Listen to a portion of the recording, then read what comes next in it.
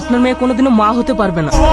এটা কি বলছেন আপনি? ভাই ডাক্তার কি বলছে? আপনার মেয়ের বাচ্চা হবে না? তাহলে আপনার মেয়ের সঙ্গে আমার ছেলের বিয়ে দেবো না। দেখেন ভাই, হঠাৎ করে এরকম কথা বলবেন না, রিপোর্টে তো ভুলভাল হতে পারে। না না, আমাদের এখানে রিপোর্ট ভুল হওয়ার কোনো সম্ভাবনাই নেই, কারণ আমাদের এখানে মেশিন পত্র সবকিছু উন্নত মানের। না না ডাক্তার বাবু, আপনাদের রিপোর্টে কোনো ভুল নাই। এই ভদ্রলোক জেনে শুনে ওনার মেয়েকে আমার ছেলের ঘাড়ে চাপাচ্ছিল।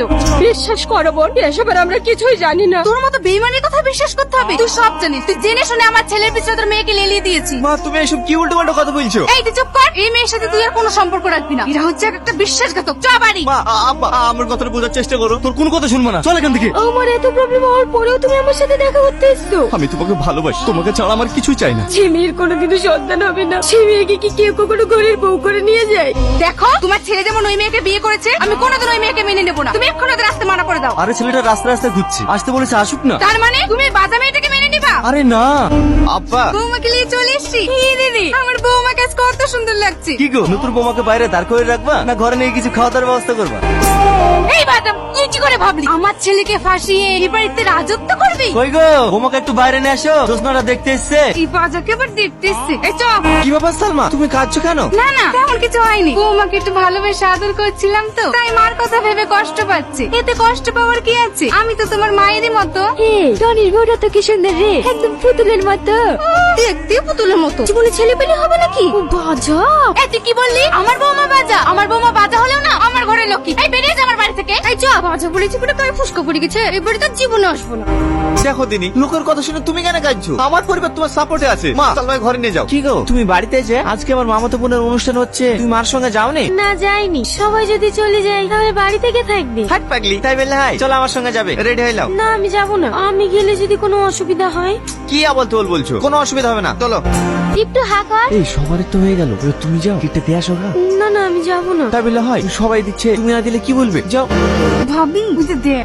এই থামো, খবরদার তুমি আমার মেয়ের মুখে খিদ দিবা না, আমার মেয়ের অমঙ্গল হতে পারে। মামি সালমা তুমি কি বলছো? সালমা খেতে দিলে এমন কি অমঙ্গল হবে? অমঙ্গল হবে না, তুমি বাজা মেয়েকে বিয়ে করেছো, ওর হাতে খেলে আমার মেয়েকে খেতে দেবো না। আচ্ছা, যে বাড়িতে আমার বোর সম্মান নাই সে বাড়িতে আমিও থাকবো না। এই সালমা চলো, এরা সব কুসংস্কার বিশ্বাস করে।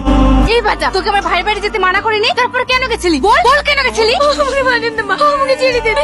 মা আমি যেতে চাইনি, আপনার ছেলে আমাকে জোর করে নিয়ে গিয়েছে। আমার ছেলে জোর করে নিয়ে গেছে? মিথ্যাবাদী, তোর জন্য আমি কোন জায়গায় মুখ পাইনি। আমাদের কত আশা ছিল, ছেলে ধুমধাম করে বিয়ে দিয়ে নাতি নাতনির মুখ দেখবো। তোর জন্য আমাদের সব আশা শেষ হয়ে গেল। বের আমার বাড়ি থেকে বের। মাম্পি কি হচ্ছে এটা? মা আমাকে বাড়ি থেকে বের করে দিচ্ছে, মাকে আপনি একটু বোঝেন না। মাম্পি মুখে বের বের করতেছো কেন? তোমাকে বলিনি ওর উপরে এমন করবা ও তোরা নিজে থেকে বাড়ি থেকে বের যেতে পারতো না। বাহ বাহ, আজকে তোমাদের আসল রূপটা দেখলাম। আমি অফিস যাওয়ার পরে সালমার উপর তোমরা এইভাবে অত্যাচার করো। কেন কিভাবে অত্যাচার করে তোকে বলে না নাকি? না, ওই এমন একটা মেয়ে, তোমরা যদি ওকে সারাদিন অত্যাচার করো না, তবুও আমাকে একটা কথাও বলে না। শুধু বলে আমার শ্বশুর শাশুড়ি অনেক ভালো, তোমাকে খুব ভালোবাসি। ওটা তো বলতেই হবে। ও বাজা, এইটুকু অত্যাচার সহ্য করতে পারবে না। কেন সহ্য করবে? হচ্ছে সন্তান হবে না, তাই কো। না না, তোর বউ কেন তাই হতে যাবে? কপাল তো আমাদের খারাপ, জীবনে নাতি নাতনির মুখ দেখতে পারবো না। আরে তোমার ছেলে নাতি নাতির মুখ দেখাবে না বলেই তো মেয়েকে বিয়ে করেছে, এটা আফসোস করা কি আছে? আসো ঘরে আসো। বাবা তোমার উপর এইভাবে অত্যাচার করে, তুমি আমাকে একবার বলার প্রয়োজন মনে করনি? কি বলবো বলো, ওদের কোনো দোষ নেই, সব শ্বশুর শাশুড়ি চায় সে তাদের একটা লাতি রাতনি হোক, আর সেটা যদি না হয় তাহলে তো এইটুকু তো সহ্য করতেই হবে বলো। তাই বলে এইভাবে অত্যাচার করবে? না না, আজকে পর থেকে আমি তোমার উপর কোনো অত্যাচার হতে দেবো না। আমাকে একটা কথা বলবো? হ্যাঁ বলো। তুমি একটা বিয়ে করো। তুমি পাগল হয়ে গেছো নাকি? এইসব তুমি কি বলছো? আমি ঠিকই বলছি, ওর যদি একটা বাচ্চা হয় তাহলে তোমার আব্বা মার আশা পূর্ণ হবে, ওর তোমাকে আব্বা বলেও ডাকবে। আমার বাপ ডাক শোনার কোনো দরকার নেই, আমি তোমাকে ভালোবাসি, তুমি থাকলে আমার হয়ে যাবে। তাড়াতাড়ি রেডি হয়ে নাও, এক জায়গায় যেতে হবে। কোথায় যাবা? একটা ভালো ডাক্তারের সন্ধান পেয়েছি, ওখানে তোমাকে নিয়ে যাবো। আপনার স্ত্রীর বাচ্চা হবে? আপনি সত্যি বলছেন স্যার? আমার স্ত্রীর বাচ্চা হবে? হ্যাঁ, কিন্তু ছোট্ট একটা অপারেশন করতে হবে। অপারেশন করতে হবে? কোনো সমস্যা নেই, আজকে অপারেশন করে আজকে বাড়ি নিয়ে যেতে পারেন।